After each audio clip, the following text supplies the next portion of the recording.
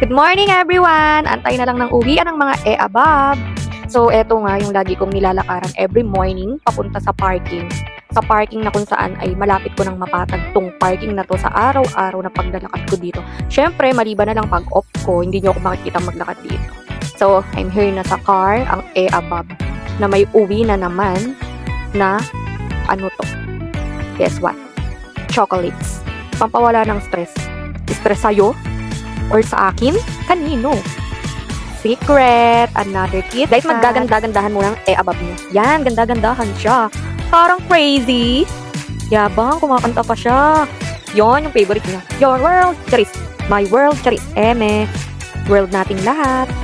So, ayun nga, panoorin nyo na lang to. Yung walang kwentang vlog-vlogan ko.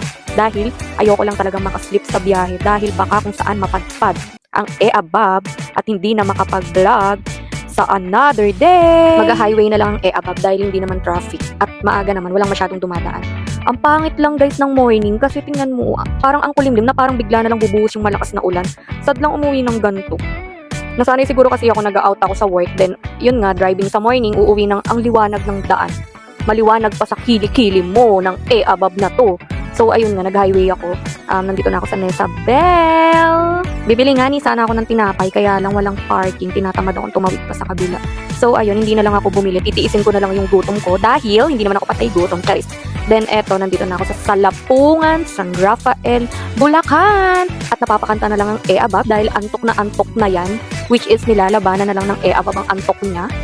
Dahil 1, 2, 3, 4, 5 minutes ay nandito na siya sa kanyang tahanan mo. Ako. Charis. Nandito na guys. Antok na nga ni. Ang tagal ng biyahe. So ayun guys, tingnan nyo. Nandito na ako sa gate. Wala akong tagabukas ng gate. Kaya wala akong choice kundi mag-park at i-open ang gate. O yan siya o. Kita? Palakad-lakad. Kala mong hindi inaantok. So wala si Mochi ngayon. Which is si Mochi yung dog na laging sumasalubong sa akin. Pero this time wala siya. Where is Mochi? Mochi! Mochichi!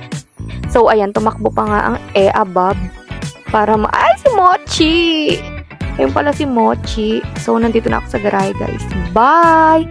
Matutulog ng above!